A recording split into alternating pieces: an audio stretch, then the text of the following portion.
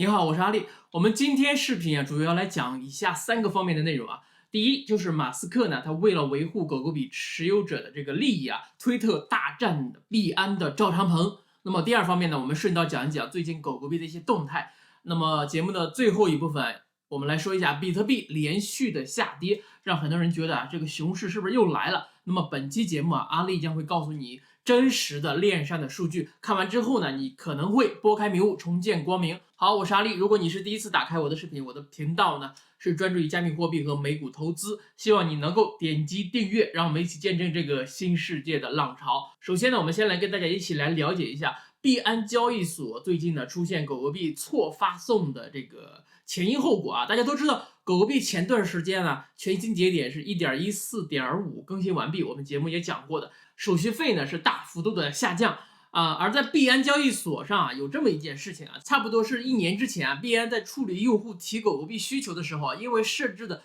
矿工手续费不足导致的用户提币交易卡在了他们这个待发送的交易里面。于是呢，币安当时选择了以更高的手续费重新发送交易，但并未将手续费不足的这个待发送交易撤销。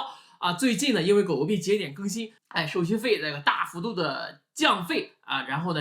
节点是在更新。那么币安同时也升级了他们的这个Core 钱包，新版本的最低的矿工费要求只有原来的1%。那么于是呢，这就导致了币安之前手续费不足待发送交易呢被重新打包广播，也就是等于给大半年前甚至更早的用户多提了一次币如果说你也有幸在这个时间段提币了，你去看一看你的钱包里面是不是多了这些狗狗币。那么这一笔的狗狗币呢，大约是10亿枚目前的价值是2亿多美元。那么因为这个 Dogecoin 它这个代码的机制是这个direct fork from Bitcoin 的，所以这件事情呢是币安纯粹的大意出错，是他们自己的过错目前币安冻结了用户余额里对应这个 Dogecoin 价值的这个款项，并要求用户呢将币退回。问题呢是很多用户的提款的目标账户并不是自己的账户，所以说这个事情在几天前在社区自发调查下逐渐浮出了水面没想到今天 Elon Musk 就出来在线维权了。那么大家看看这个赵长鹏是如何回复 Elon Musk 的质疑的。他说整个币安团队呢正在处理，同时拿出来媒体报道特斯拉12000辆车被召回的事情，质问 Musk 这是怎么回事有没有感觉特别熟悉这种感觉就是说你跟他聊 A， 他拿出来 B 来回复你，你如果说正面回复 B 呢，他又会把这个事件 C 给你搬出来。总之呢，就是不正面不细节的回复你。由此呢，我想起来2018年年初的时候，李笑来的这个录音门的事件那么在网上大家也能听得到，去搜一下。那么当时李笑来说这个赵长鹏个人人品呢是有问题的。那么当时我听了还是无法理解他这段话什么意思。但是从今天这个赵长鹏跟马斯克的对话，我们是否能够感受一下当年李笑来他所说的这个赵长鹏的品行的问题那么我们来总结一下，币安自己钱包出现的错误，导致了错发送、重复发送狗狗币。那么这个错误呢，应该是由币安自己独自来承担，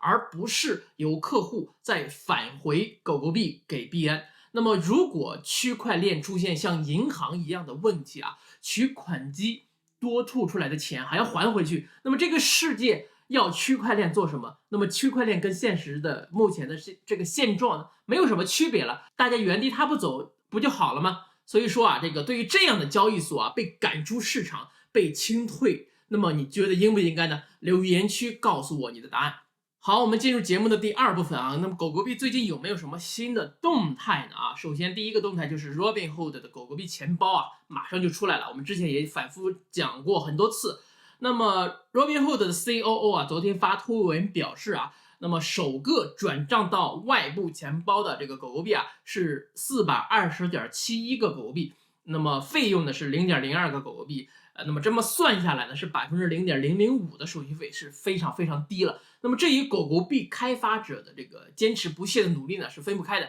相信不久的将来啊，这个节点再次更新的时候啊，我相信费用会进一步的下降。同时呢，我们也看到啊，马斯克我们前面讲到的，为了狗狗币用户啊维护他们的利益而做出来的努力。那么我们都知道啊，马斯克跟赵长鹏啊曾经是这个大学的同学啊，这个伊隆马斯克为了维护狗狗币的这个持有者的利益啊，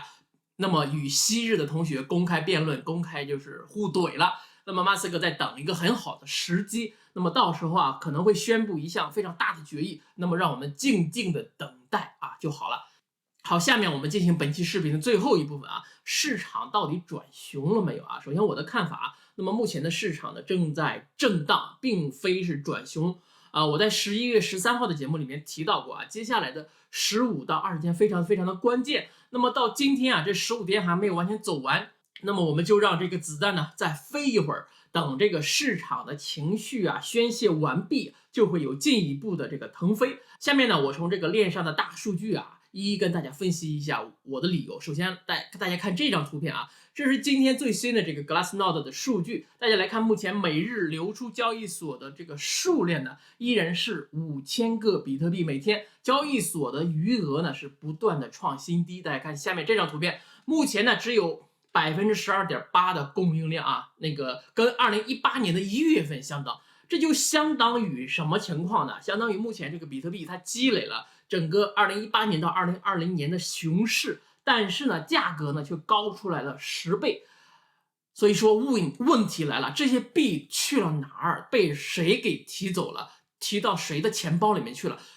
非常有意思的是啊，这个市场上出现了越来越多的大户的囤币者。不可否认，目前市场上存在短期获利交易波段的这种交易啊，短线的交易。但目前这种情况呢，是在成熟的牛市的背景下才会发生的事情啊。那么目前来看，大家这个牛转熊的这个焦虑呢，是不是可以就是再思考一下啊？那么我们通过链上数据看到的是更多的信心，而不是熊市来的更多的信心。那么最后呢，我还想结合最近被嘲笑很久的 Plan B 啊，成王败寇，预测对了那么多次啊，有一次不准呢就被嘲笑。那么这个圈子呢，从来就是这么的现实。但是呢，别忘了我们还有1周的时间呢，这1周能发生什么，谁也不知道啊。让我们一起见证一下啊，还会不会到98000？那么我们也可以再结合一下啊，5月份有一个底啊。那么紧接着7月份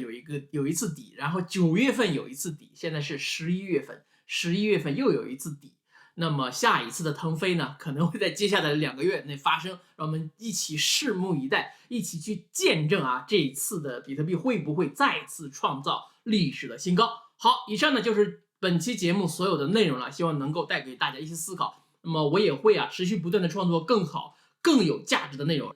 希望你能够点赞、转发加订阅，让我们一起进步，共同发财。Peace。